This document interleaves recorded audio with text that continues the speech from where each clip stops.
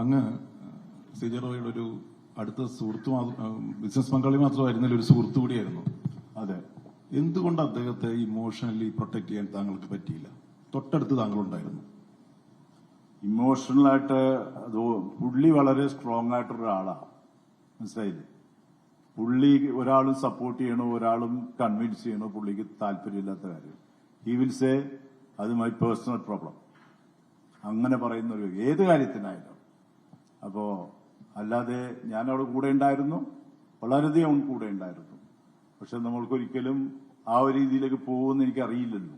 First of all അതൊന്നും അദ്ദേഹത്തിന് read ചെയ്യാൻ പറ്റില്ല ആർക്കും. അതായിരുന്നു അതിന്റെ കാര്യം.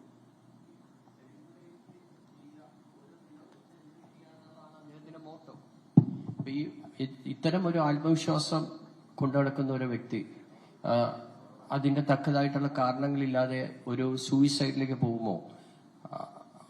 അത്ര വീക്കാണോ? അല്ലെങ്കിൽ അദ്ദേഹത്തിന് എന്തുകൊണ്ടത് അങ്ങനെ ഒരു ഇതിലേക്ക് പോയി? അത് ഇപ്പൊ അന്വേഷിച്ചുകൊണ്ടിരിക്കുന്ന കാര്യമാണല്ലോ. എനിക്കതിൽ യാതൊരുവിധ കമന്റും പറയാൻ പറ്റില്ല. അതാണ് അതിന്റെ സത്യം. സോറി.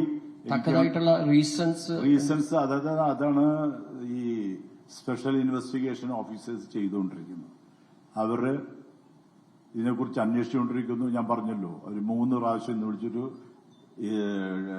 സർക്കിൾ ഇൻസ്പെക്ടർ വിളിച്ചിരുന്നു, 3 പ്രാവശ്യം ACP വിളിച്ചിരുന്നു. അപ്പോ അങ്ങനെയുള്ള സാഹചര്യത്തില് ഞാൻ അതൊന്നും റിലീവ് ചെയ്യാൻ താല്പര്യമില്ല. അത് എനിക്കും പ്രശ്നമാണ്, എല്ലാവർക്കും പ്രശ്നമാണ്, കമ്പനിക്കും പ്രശ്നമാണ്. ചില പ്രമുഖ സിനിമാ താരങ്ങൾ ഇതിൽ ഇൻവെസ്റ്റ് ചെയ്തിട്ടുണ്ടെന്ന് പറഞ്ഞ് ഒത്തിരി ന്യൂസ് വരുന്നുണ്ട്. കേട്ടില്ല. മോഹൻലാലിനെ പോലുള്ള പ്രമുഖ താരങ്ങൾ ഈ കമ്പനിയിൽ ഇൻവെസ്റ്റ് ചെയ്തിട്ടുണ്ട് എന്നുള്ള ഒരു വാർത്തയൊക്കെ വരുന്നുണ്ട്. അതിന്റെ സത്യാവസ്ഥ എന്താണ്? മോഹൻലാലും ഇദ്ദേഹമായിട്ട് എന്താണ് അതിന്റെ ബന്ധം? അങ്ങനെയുള്ള കാര്യമാണ് ഞാൻ നേരത്തെ പറഞ്ഞത്. നമ്മൾക്ക് അങ്ങനെ ഒരു ഇൻവെസ്റ്റേഴ്സും ഇല്ല, ഒരു കാര്യമില്ല. അവര് തമ്മിലുള്ള ബന്ധം കാസ്നോവ എന്ന മൂവിയിലൂടെയുള്ള ഒരു ബന്ധമാണ്. ആന്റണി പെരുമ്പാവൂർ അതൊരു ഫാമിലി ഫ്രണ്ടാണ് ഞങ്ങളുടെ. അത്ര ബോണ്ടിങ് ആണ് അവരുമായിട്ട്. അതുപോലെ ഈ ആന്റണി പെരുമ്പാവൂരിന്റെ ഓരോ പിക്ചർ വരുമ്പോഴും, സിനിമ റിലീസ് ചെയ്യുമ്പോഴും അതിലെല്ലാം ബാനറില് കാർഡ് ഇടുന്നുണ്ട്. ഡോക്ടർ റോയ്, CJ, അത് അങ്ങനെയുള്ള ഇതെല്ലാം അവരുടെ ആ ഫ്രണ്ട്ഷിപ്പിന്റെ പുറത്ത് ഫ്രീ ഓഫ് കോസ്റ്റിൽ ചെയ്യുന്നതാണ്. അല്ലാതെ ഇവരാരും നമ്മളിൽ ഇൻവെസ്റ്റ് ചെയ്യാൻ വന്നിട്ടുമില്ല, നമ്മളെ പറഞ്ഞിട്ടുമില്ല, ചെയ്തിട്ടുമില്ല, ചെയ്യയില്ല. ഒരാളെ ഇൻവെസ്റ്റ്മെന്റ് കമ്പനിയിൽ എടുക്കില്ല. ഫസ്റ്റ് ഓഫ് ഓൾ അവരെ കൊണ്ടുവന്നാൽ അവർ പറയുന്ന പോലെ നമ്മൾ പോകണം. No way. ഞങ്ങൾക്ക് ഞങ്ങളുടേതായ ഡയറക്ഷൻ ഉണ്ട്, ഞങ്ങളുടേതായ സിസ്റ്റം ഉണ്ട്, അതിലേ പോയിക്കൊണ്ടിരിക്കും. ഇതെല്ലാം കാരണം എല്ലാവർക്കും പല രീതിയിൽ പറയാലോ. അപ്പോ അതിന്റെ ഭാഗമാണ് അതെല്ലാം. പാവം മോഹൻലാൽ ഒന്നും അറിഞ്ഞു കാണില്ല. സാർ, 2 കാര്യങ്ങൾ. ഒന്ന്, ഈ SITയുടെ അന്വേഷണം ഇപ്പോൾ വരുന്നുണ്ടല്ലോ, അത് ഒരു തൃപ്തികരമായ രീതിയിലാണോ പോകുന്നത്? താങ്കളുടെ കമ്പനിയുടെ ഒരു അനുഭവം. രണ്ടാമത്തെ കാര്യം, 0 ഡെറ്റ് കമ്പനി എന്നാണ് പറയുന്നത്. അപ്പോൾ നിങ്ങളുടെ കമ്പനിയുടെ ബുക്കിലെ ലയബിലിറ്റി എന്നതിനകത്ത് ലോൺ എന്നൊരു കാര്യം ഇല്ലേ? ഞങ്ങളുടെ ബുക്കിന്റെ അകത്ത് ലോൺ എന്ന് പറയുന്ന ഒന്നുമില്ല. ബാങ്കിൽ നിന്ന് ഒരു പൈസ എടുക്കത്തില്ല, പ്രൈവറ്റ് ഫിനാൻസിൽ നിന്ന് ഒരു പൈസ എടുക്കത്തില്ല, പ്രൈവറ്റ് പാർട്ടികളിൽ നിന്ന് ഇൻവെസ്റ്റ്മെന്റ് എടുക്കില്ല. അതിന്റെ റിപ്പോർട്ട്, അതിന്റെ ബുക്സില് ക്ലീൻ ട്രാൻസാക്ഷനാണ്. അതിന്റെ അകത്ത് ഒന്നുമില്ല. അതുകൊണ്ടാണ് നമ്മൾ ഡിക്ലെയർ ചെയ്യണത്. കോൺഫിഡന്റ് ഗ്രൂപ്പ് 0 ആർക്ക് വേണമെങ്കിലും എന്താ പറയാ, റൈറ്റ് ഓഫ് ഇൻഫർമേഷൻ വെച്ച് ചെയ്തു നോക്കാം. അല്ല, കറക്റ്റ്. ക്ലയന്റിന്റെ നിന്ന് വാങ്ങിക്കുന്നത് വെച്ചാൽ അത് അവരൊരു അപ്പാർട്ട്മെന്റ് വിൽക്കുമ്പോൾ വാങ്ങിക്കുന്നതാണ്. അതില് വേറെ അതൊരു ഇൻവെസ്റ്റ്മെന്റ് അല്ലല്ലോ. അത് അവർക്ക് അപ്പാർട്ട്മെന്റ് വേണം, അതിന് നമ്മൾ ഓരോ സ്റ്റേജ് വൈസസ് ആയിട്ട് അവരുടെ നിന്ന് പൈസ വാങ്ങിക്കുന്നു, അത്രേ ഉള്ളൂ. അപ്പോൾ ഇത്രയും പദ്ധതികൾ നടപ്പിലാക്കാൻ സാധിച്ചത് എങ്ങനെയാണ്? അതിനെ ഇങ്ങനെയുള്ള പദ്ധതികൾ നടപ്പാക്കുമ്പോൾ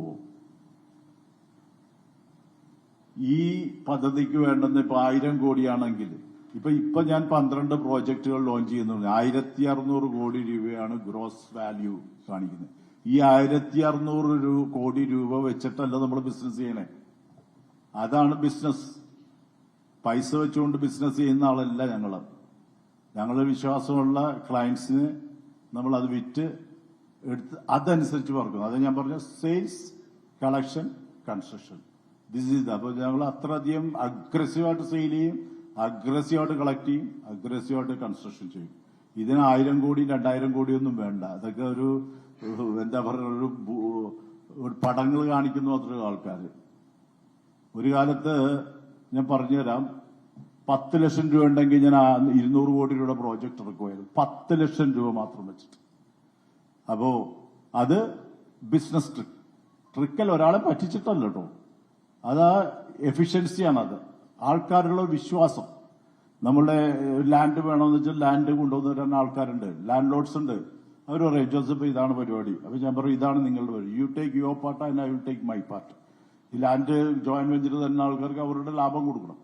അത് ചെയ്തിട്ട് എഗ്രിമെന്റ് ഉണ്ടാക്കി നേരെ പ്ലാൻ സാങ്ഷൻ എടുക്കുക, ചെയ്യുക. അപ്പോ ഇതിനൊന്നും ലിക്വിഡിറ്റി ഒന്നും വേണ്ട. നമ്മൾ ഉദ്ദേശിക്കുന്ന പോലെ ഒരു 100 കോടി ഉണ്ടെങ്കിൽ 1000 കോടിയുടെ ബിസിനസ് ചെയ്യാൻ പറ്റുമെന്ന് പറഞ്ഞാൽ സീറോ. അതിൽ 1 രൂപ കൊണ്ട് 1000 കോടിയുടെ ബിസിനസ് ചെയ്യാനാണ് ഏറ്റവും സ്ട്രോങ്. പക്ഷേ ഞങ്ങളുടെ finance situation, finance structure was very strong, very very strong. നമ്മൾക്ക് ധാരാളം ലാൻഡുകളൊക്കെ അവിടെ ഇവിടെയൊക്കെ മേടിച്ചിട്ടുണ്ട്, അങ്ങനെയുള്ള കാര്യങ്ങൾ. It's very very strong finance situation. അതുകൊണ്ടാണല്ലോ സീറോ ഡെറ്റ് ആയിട്ട് പോകാൻ പറ്റുന്നത്. നിങ്ങൾക്ക് RTA വഴി എടുക്കാം, you check it, if anything wrong just let me know. ലോകത്തെവിടെയായാലും ഏത് സമയത്തും 24 വാർത്തകളും ഓഗ്മെന്റഡ് റിയാലിറ്റി പാക്കേജുകളും എക്സ്പ്ലെയിനറുകളും വിശദമായി കാണാൻ ഞങ്ങളുടെ യൂട്യൂബ് ചാനൽ നിങ്ങൾക്ക് സബ്സ്ക്രൈബ് ചെയ്യാം.